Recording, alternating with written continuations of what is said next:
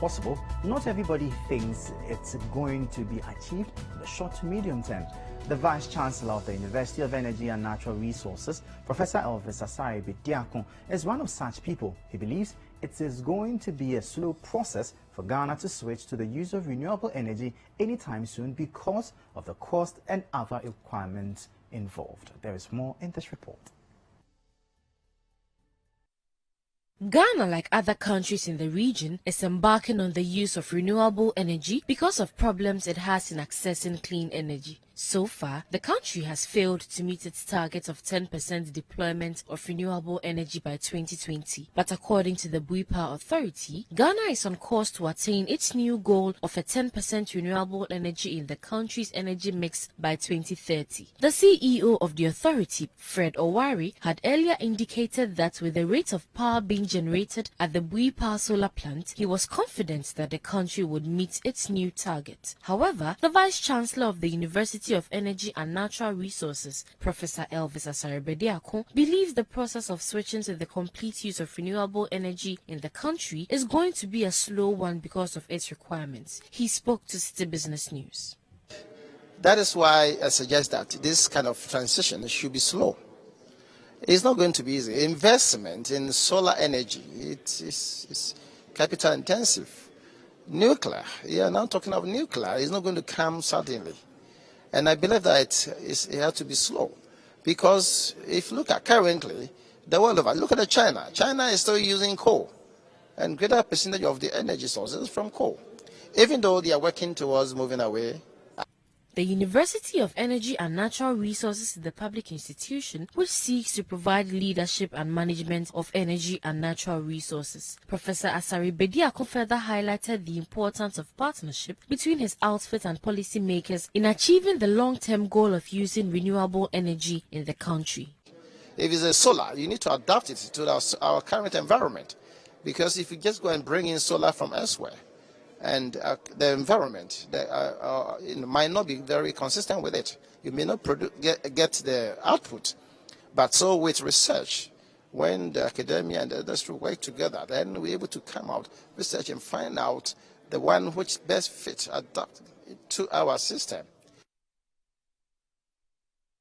As fuel prices and greenhouse gas emissions rise at alarming rates, the need for a more environmentally friendly and cost-effective means of transportation has become necessary.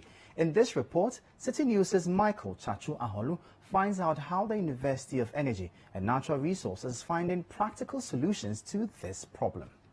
With an African average of 5.978 Ghana cedis per litre, fuel in Ghana is currently hovering around 7 Ghana cedis per litre. Ghana's price comes 11th on the table of 44 African countries with the most expensive fuel, according to the global petrol prices. Fuel prices is affecting this is low no question yakuraba fuel scanning timin toma yenya bi kravan ko maintenance jamaya bra anyagoro say fuel the gas area ni to so na so akosura ni petrol ni nyina akoya rekoro jamaya ho kire. As Ghana's population grows, the demand for mobility services increases. However, available modes of transportation are not as environmentally friendly as one would expect. According to Professor Semi Severenges, it is critically important for governments to act now to change the projected global warming figures being recorded. Yes, so we really need to take action in this decade, so we have no time for waiting anymore.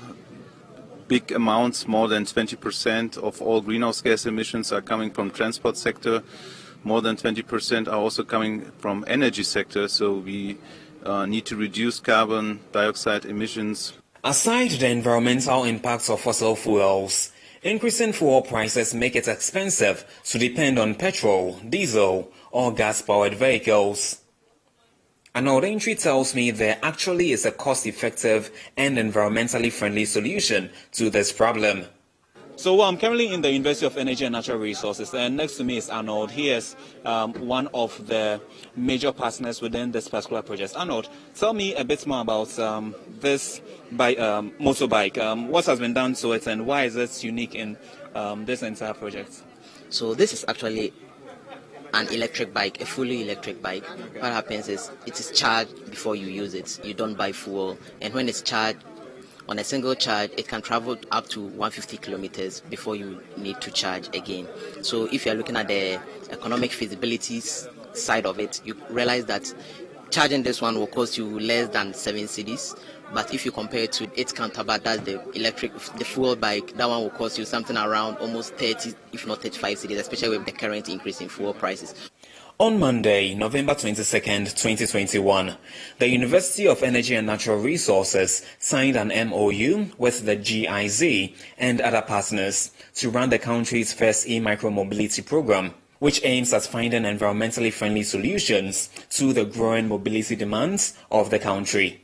The role of Uenr is to contribute seriously on the R&D in the pilot phase, trying to look at the economic feasibility, the life cycle assessment, the social acceptability, its ability to be able to withstand the societal changes that we have, And then also we are going to set up this maker space. So the maker space is where we will actually build capacity. I don't know whoever has done the statistics on how many motorbikes we have in Ghana, but it's quite a lot. And if people can ride their motorbikes at 3 cedis for 150 kilometers, many people will go for it.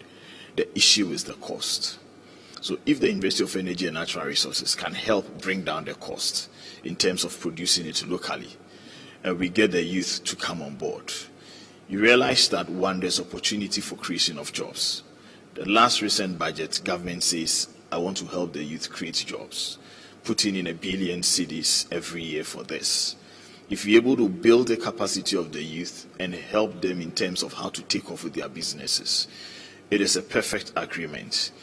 We have a lot of ministries that are buying motorbikes for their staff and the rest. Then it means that we can ask them to look. Now, government has signed on to the national determined contributions. Why don't we use whatever resources we have to go into e-vehicles? I believe that even if the ministries are channeling their resources into that, it will help them save the running costs and the operating costs. Because the ministries can afford this even than individuals. This project will help usher Ghana into a new phase of green transport.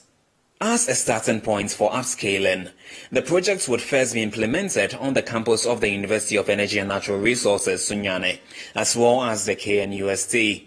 Reporting from the University of Energy and Natural Resources, I am Michael Chachuaholi for City Business News.